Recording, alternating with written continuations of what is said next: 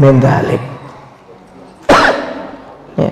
Dan hasud ini maaf penyakitnya orang dulu, penyakitnya umat sebelum Nabi Muhammad SAW. Kata Nabi Muhammad SAW, akan tiba suatu saat di mana umatku akan mendapatkan penyakit dari umat-umat sebelum aku, kata Nabi Muhammad SAW. Maka sahabat bertanya, penyakit apa ya Rasulullah? Yaitu hasud, kata Nabi Muhammad SAW. Ini penyakit sebelum aku, kata Nabi Muhammad SAW. Umat sebelum umatku, kata Nabi Muhammad. Dan di akhir zaman nanti banyak yang akan kena, kata Nabi Muhammad SAW. Waliyadzubillah min dzalik. Ya, mudah-mudahan dijaga hati kita ya dari sifat-sifat ini. Hancur, bahaya Pak Bu, maaf, nggak ada barokahnya. Ya. Kata Nabi Muhammad SAW, kalau Anda melihat orang mendapat nikmat, Anda berdoa, alhamdulillah tetanggaku punya mobil baru, mudah-mudahan barokah. Itu pada hakikatnya Anda mendoakan diri Anda sendiri, kata Nabi Muhammad SAW. Suatu saat Anda bakal punya mobil, tapi maaf kalau kita iri dengan tetangga, bahasanya tetangga punya mobil baru, ya Allah mudah-mudahan hancur mobilnya. Itu bahasanya mendoakan kita sendiri, kita nggak bakal punya mobil, atau kita punya kendaraan bakal dihancurkan oleh Allah Ta'ala. Barang siapa yang berdoa baik, maka untuk dirinya sendiri akan kembali. Barang siapa yang mendoakan jelek saudaranya, maka akan kembali juga kepada dirinya sendiri itu kejelekan. Waliyadzubillah min dzalik. Oleh karena itu maaf, jangan sampai kita punya hati yang jelek dari penyakit-penyakit hati, ya, marah, iri, hasud, dengki, sombong, riya, nggak ikhlas, waliyadzubillah min dzalik. Ini bisa penyakit-penyakit yang akan menghancurkan tubuh kita, dunia dan akhirat. Ya, waliyadzubillah min dzalik. Ya. Sampai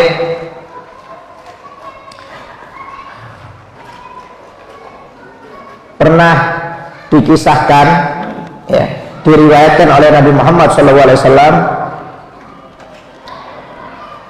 orang kalau memiliki sifat hasud ini Pak Bu, dia akan diadab oleh Allah dengan 5 perkara. Ya. Laisa syai'un adharu minal hasad, tidak ada sesuatu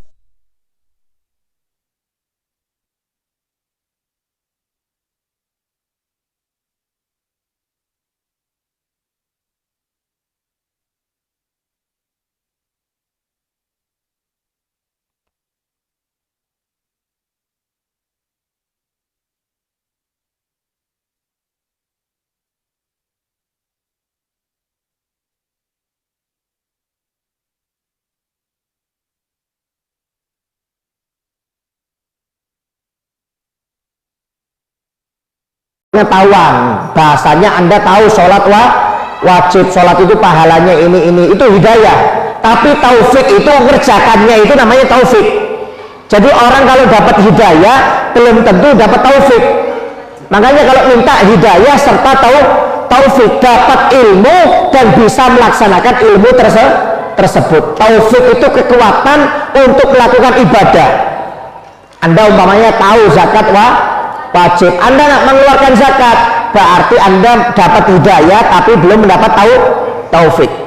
Tapi kalau Anda tahu bahwasannya zakat itu wajib, harta Anda mencapai nisab dan Anda mengeluarkannya, nah mengeluarkannya ini namanya taufik, kekuatan untuk beramal soleh. Jadi kalau orang hasud, itu pintu taufiknya ditutup oleh Allah Ta'ala. Dia nggak bakal kuat untuk beribadah kepada Allah Subhanahu Wa Ta'ala, akan mudah bermaksiat kepada Allah Subhanahu Wa Ta'ala. Waliyadzubillah min dzalik. Ya, mudah-mudahan kita dijaga semuanya oleh Allah Subhanahu Wa Ta'ala. Hati kita dijadikan hati yang bersih oleh Allah Subhanahu Wa Ta'ala. Hati yang dimana di hari kiamat la yanfa'u malun wala banun illa man atallaha biqalbin salim. Hati yang nanti di hari kiamat tidak akan bermanfaat harta dan anak kita kecuali orang-orang yang hatinya selamat yang akan bertemu dengan Allah Subhanahu Wa Ta'ala. Mudah-mudahan kita dikasih qalbun salim oleh Allah Subhanahu Wa Ta'ala, hati yang selamat, yang ridho, syukur, tawakal kepada Allah Subhanahu Wa Ta'ala dunia dan akhirat. Amin ya rabbal alamin. Seperti biasanya sebelum ditutup mungkin ada yang mau bertanya, silakan. Kalau ada yang bertanya?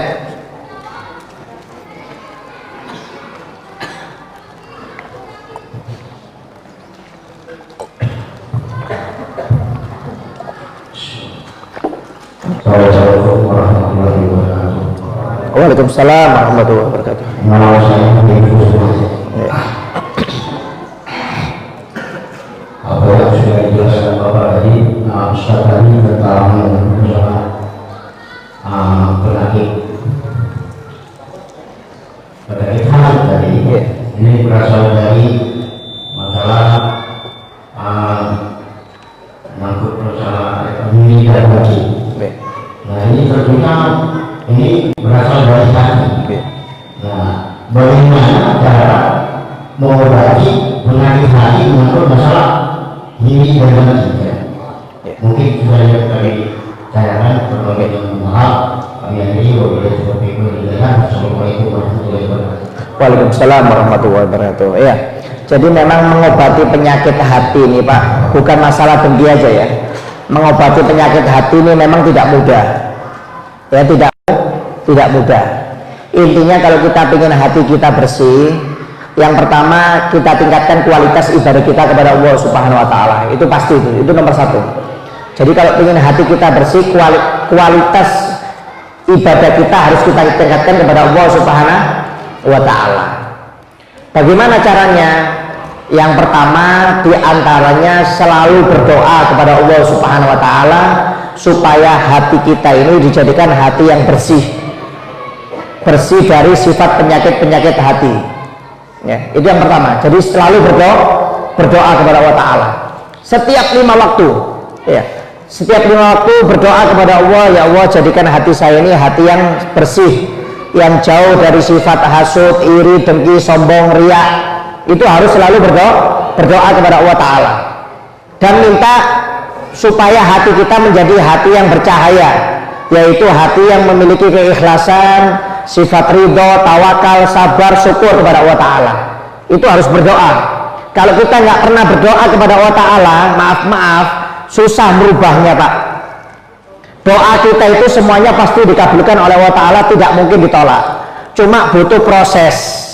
Ada yang langsung dikabulkan, ada yang nunggu seminggu, ada yang nunggu sebulan, ada yang nunggu 1 tahun, ada yang nunggu 2 tahun, tergantung semangat kita. Allah akan merubah, tidak mungkin tidak akan diubah.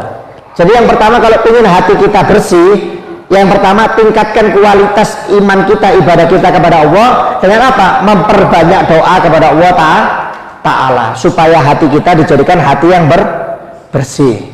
Ya, setiap mau sholat umpamanya, ya Allah saya sholat ini untukmu ya Allah, ikhlas, mudah-mudahan kamu terima ya Allah. Nanti kalau di tengah-tengah sholat kita ada sifat riya, sifat ujub, setelah sholat langsung istighfar sama Allah Ta'ala, astagfirullahaladzim ya Allah, minta maaf tadi di tengah-tengah sholat saya ada sifat riya, ada sifat sombong, maafkan ya Allah, mudah-mudahan kamu terima sholat saya.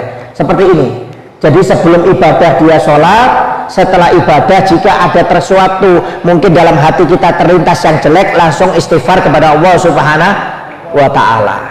Ya. Dan harus dilawan. Berdoa tidak cukup, tapi harus dilawan, ikhtiar namanya. Ya, kata Nabi Muhammad, innallaha yughayyiru biqaumin hatta yughayyiru bi anfusihim. Allah tidak akan merubah suatu kaum kecuali kaum itu berusaha untuk merubah dirinya. Doa saja nggak cukup Pak. Ya, contoh orang itu doa, ya Allah mudah-mudahan saya jadi dokter, ya Allah mudah-mudahan jadi dokter, tapi nggak sekolah. Kira-kira jadi dokter nggak? Nggak mungkin.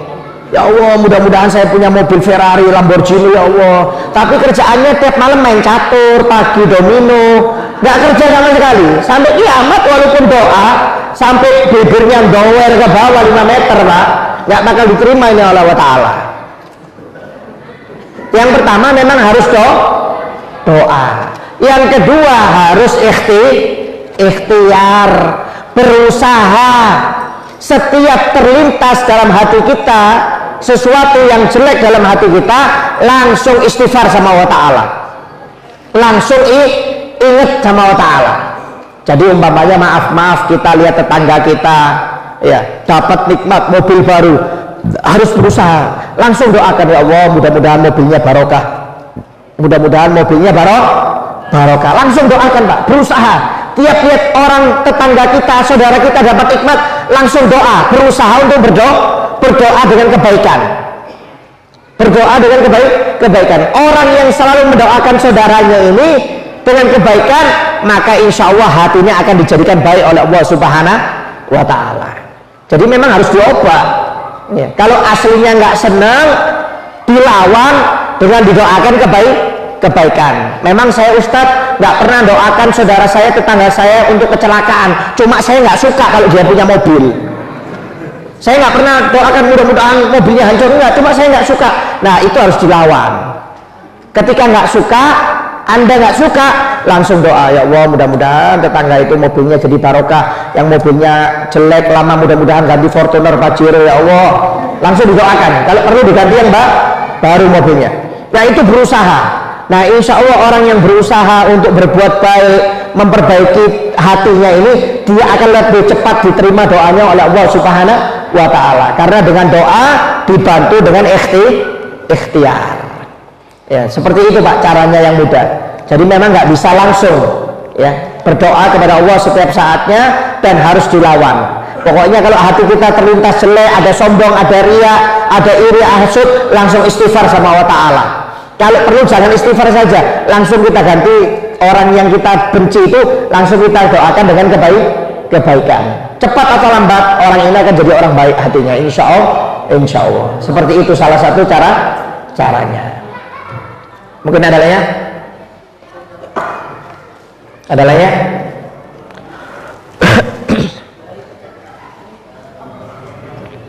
Assalamualaikum warahmatullahi wabarakatuh. Waalaikumsalam warahmatullahi wabarakatuh. Apakah menghasut itu mengurangi iman kita? Terima kasih. Gimana? Apakah menghasut itu mengurangi iman kita? Hasud. Oke. Assalamualaikum warahmatullahi wabarakatuh. Waalaikumsalam warahmatullahi wabarakatuh. Iya. Yang pasti hasud bahkan merusak iman. Sudah merusak iman, kemudian bisa menghilangkan pahala, Pak. Menghilangkan pahala. Karena barometer ukuran orang itu sebenarnya hatinya. Maaf ya. Amalan batin ini itu nilainya lebih tinggi di sisi Allah daripada amalan dohir. Dan kejelekan maksiat batin ini dosanya lebih besar daripada maksiat dohir. Jadi kalau Anda mengatakan hasad itu apakah merusak iman, jelas pasti merusak iman. Bahkan bukan merusak iman saja, bisa menghancurkan pahala-pahala kita, Pak. Jadi barometer ukuran manusia itu hatinya. Saya kasih contoh Pak Bu, maaf. Dalam hadis kan dulu pernah saya ceritakan, ada seorang pelacur masuk surga. Padahal ini maksiat, zina ini dosa besar. Sahabat tanya, ya Rasulullah, gimana seorang pelacur kok masuk surga, gimana? Kata Nabi Muhammad, karena dia memiliki hati yang rahmat. Suatu saat dia berjalan melihat ada anjing yang haus, hampir mati. Dia pergi ke tempat air, mengambil air dari sepatunya, kemudian diberikan kepada anjing tersebut. Akhirnya anjing tersebut nggak jadi mati. Berkat hatinya yang baik, yang rahmat terhadap makhluknya Allah, langsung dikasih kesadaran oleh Allah Ta'ala, tobat, beramal soleh, dan meninggal dalam keadaan husnul khotimah, kata Nabi Muhammad SAW. Padahal maaf, zina ini dosa besar. Cuma gara-gara hatinya baik, diubah, dapat hidayah dari Allah Subhanahu wa Ta'ala. Dalam hadis yang lain, Nabi Muhammad bersabda, ada seorang perempuan tiap malam tahajud, kalau pagi siang puasa, ahli Quran, ahli dzikir, ahli ibadah, tapi masuk neraka, kata Nabi Muhammad SAW. Amalannya kurang apa, Bu? Malam tahajud, ahli Quran, ahli dzikir, siang puasa, pagi puasa, tapi masuk neraka, kata Nabi Muhammad SAW. Sahabat tanya, apalagi ini ya Rasulullah? Tadi pelacur masuk surga, sekarang orang ahli ibadah masuk neraka. Apa kata Nabi Muhammad? Karena hatinya nggak rahmat. Dia punya binatang, dalam riwayat kucing, dalam riwayat burung. ditaruh di dalam sangkar, tidak dikasih makan sampai meninggal dunia. Akhirnya amalannya hancur dan perempuan tersebut dimasukkan neraka oleh Allah Subhanahu wa taala. Padahal remeh ya Pak ya. Dosanya remeh, dosanya bukan zina, Bu. Dosanya bukan macam-macam, cuma biarkan punya hewan peliharaan ditaruh di sangkar, nggak dikasih makan sampai meninggal, masuk neraka. Yang perempuan yang ahli zina, gara-gara hatinya rahmat ngasih minum kepada anjing, dapat hidayah dari Allah Subhanahu wa taala. Jadi Nabi Muhammad menggambarkan bahwasannya pandangan Allah itu sebenarnya dalam hati kita. Kata Nabi Muhammad, innallaha la yanzuru ila suwarikum wa ajsamikum walakin yanzuru ila qulubikum wa niyatikum. Allah tidak melihat bentuk wajah kalian dan tubuh kalian, kata Nabi Muhammad SAW. Allah melihat hati dan niat kalian, kata Nabi Muhammad SAW. Kalau bentuknya bagus, sholatnya bagus, mungkin wajahnya tampan, cantik, tapi kalau hatinya jelek, percuma. Percuma, kata Allah Ta'ala. Tapi kalau orang itu maaf-maaf, walau mukanya pas-pasan, ala kadarnya, ya. Tapi kalau hatinya bagus, insya Allah dipandang oleh Allah Subhanahu wa Ta'ala. Jadi hati ini barometer, tidak boleh kotor, Pak. Karena ini tempat pandangan Allah Ta'ala. Kalau hatinya sudah kotor, ada sifat hasud, sifat sombong, iri, dengki, riak, ingin dipuji orang, maka tidak akan dipandang oleh Allah Ta'ala. Kalau sudah tidak dipandang, otomatis imannya akan hancur, akan lemah. Jadi bukan hasad saja, semuanya. Kalau sudah berkaitan dengan hati jelek, maka bisa merusak iman. Iblis pun diusir oleh Allah Ta'ala gara-gara sombong. Yang aslinya hasud naik jadi sombong, diusir oleh Allah dari surga. Iblis, Pak, diusir oleh Allah, Bu, dari surga bukan gara-gara narkoba, bukan gara-gara kumpul kebo, bukan gara-gara riba. Gara-gara apa? Ini penyakit hati saja. Akhirnya dilaknat, diusir oleh Allah Subhanahu wa Ta'ala. Ya, oleh karena itu hati harus baik, belajar supaya memiliki hati yang salim, hati yang selamat. Jangan sampai ada sifat sombong, iri, dengki, hasud, ya, cinta dunia, segala macam. Waliyadzubillah min dzalik. Ya. Jadi penyakit hati pasti akan merusak iman kita. Bukan hanya hasud, pokoknya penyakit hati. Apalagi hasud ini bahaya. Terakhir, ada yang mau bertanya? Ibu-ibunya? Ada yang mau bertanya? Ada? Adakah ibunya? Ada yang mau bertanya? Gak ada? Kok tunjuk-tunjuk kan? Ya. Kalau arisan rebutan, saya. Kalau pertanyaan nggak ada, tunjuk-tunjukkan ya. Kalau siapa yang narik arisan, langsung ibu-ibunya sudah. Ya. Wallahu a'lam bishawab. Ada permintaan suratul Fatihah untuk almarhum,